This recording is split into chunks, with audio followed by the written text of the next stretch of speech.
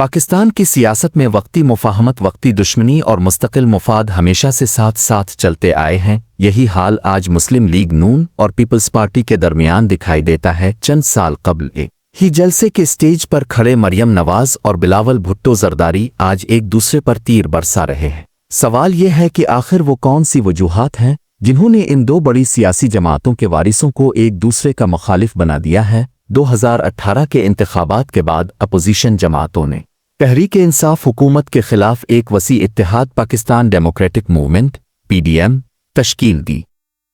ابتدا میں بلاول بھٹو زرداری اور عمران خان کی حکومت کے خلاف یکساں بیانیہ اس اتحاد کی بنیاد تھا، مگر وقت کے ساتھ ساتھ دونوں رہنماؤں کے درمیان نظریاتی اور سیاسی حکمت عملی کے اختلافات نمایاں ہونے لگے۔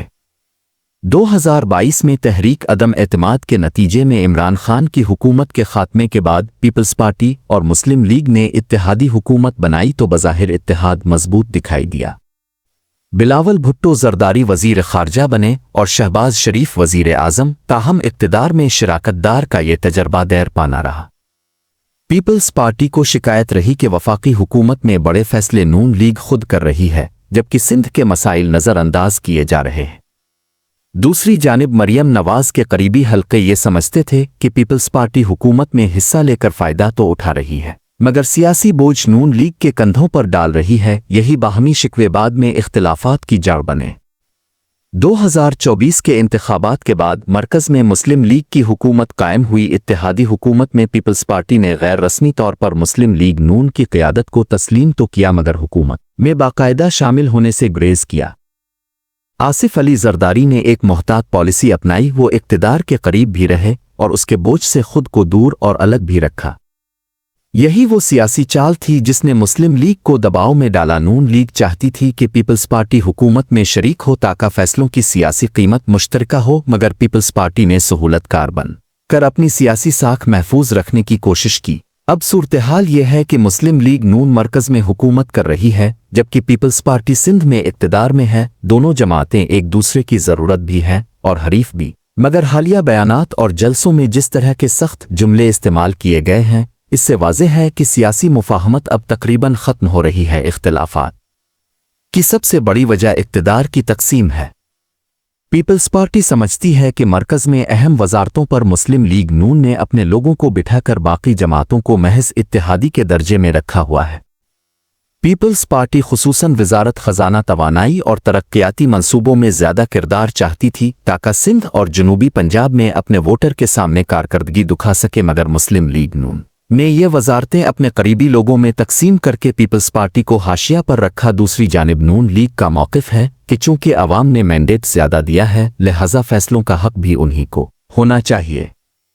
سندھ حکومت، جس کی قیادت پیپلز پارٹی کے پاس ہے، مسلسل شکایت کر رہی ہے کہ وفاقی حکومت ترقیاتی فنڈز میں تعصب برت رہی ہے، سندھ کے منصوبوں کے لیے فنڈز کی فراہمی میں تاخیر اور وفاقی سکیموں میں ترجیحات کی تبدیلی میں اختلافات کو مزید ہوا دی ہے۔ نون لیگ کے وزراء کہتے ہیں کہ فنڈز کارکردگی اور شفافیت کی بنیاد پر تقسیم کیے جا رہے ہیں، مگر پیپلز پارٹی اسے سیاسی سمجھ رہی ہے۔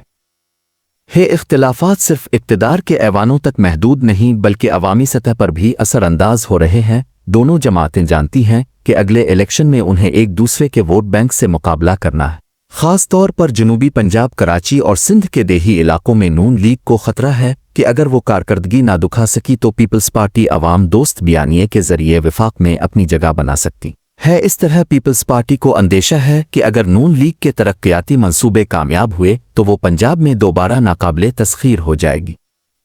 یہی خوف دونوں کو ایک دوسرے کے خلاف بیانات دینے پر مجبور کر رہا ہے۔ نہری اور آبی وسائل کا معاملہ ہو یا میرا پانی میرا پیسہ جیسے الفاظ نے پیپلز پارٹی کی قیادت کو ہلا کر رکھ دیا ہے۔ پنجاب حکومت سیلاب زدگان کے لیے امدادی کام کر رہی ہے۔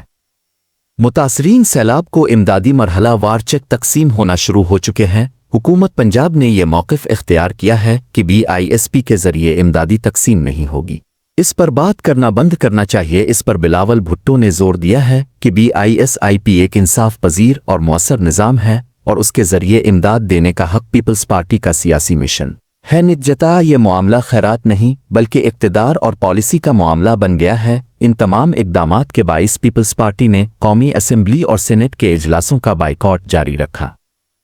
हुआ है। दिलचस्प बात यह है कि पीपल्स पार्टी और नून लीग दोनों ही अब नज़रियाती सियासत से ज़्यादा इंतज़ामी और शख्सी सियासत की नुमाइंदगी कर रही है। बिलावल भुट्टो खुद को एक नौजवान जदीद सोच रखने वाला सियासतदान साबित करना चाहते हैं जो नई नस्ल की नुमाइंदगी करे। उनका फोकस फलाही मंसूबों, इंसानी हुकूक और शफाफियत पर है।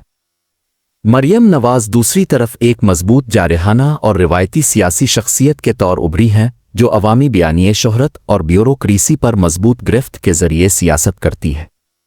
यूं इन दोनों के सियासी अंदाज और शख्सियत में भी टकराव नजर आता है। बिलावल भुट्टो की सियासत नरम लहजे की मगर समझौतों से ग्रेज़ा, जबकि मरियम नवाज की सियासत का असल महवर तरक्की बनेगा। मरियम नवाज की ख्वाहिश है कि नून लीग मरकज़ में अपनी खोई हुई ताकत दोबारा हासिल कर ले और पंजाब में अपनी इजारादारी मजीद मजबूत कर ले। दूसरी जानिब बिलावल भुट्टो समझते हैं कि पीपल्स पार्टी अब पंजाब में अपनी खोई हुई साख दोबारा बहाल कर सकती है अगर इसे नून लीग के साए से आज़ाद होकर सियासत करने का मौका मिले। यही वो बुनियादी वजह है जिसने दोनों रहनुमा के दरमियान दूरी पैदा की। ये दोनों अगर अपनी तवानाइयाँ ज़ाती लड़ाई के बजाय कौमी इस्लाहात पर मरकूज़ कर दें तो न सिर्फ अपने सियासी मुस्तकबिल को महफूज बना सकते हैं बल्कि मुल्क की सियासत में एक मुस्बत तब्दीली भी ला सकते हैं। लेकिन फ़िलहाल ऐसा होता दिखाई नहीं देता क्योंकि पाकिस्तान की सियासत में इक़्तिदार की कुर्सी अब भी सबसे बड़ी तरजीह है, नज़रिया जमहूरियत नहीं।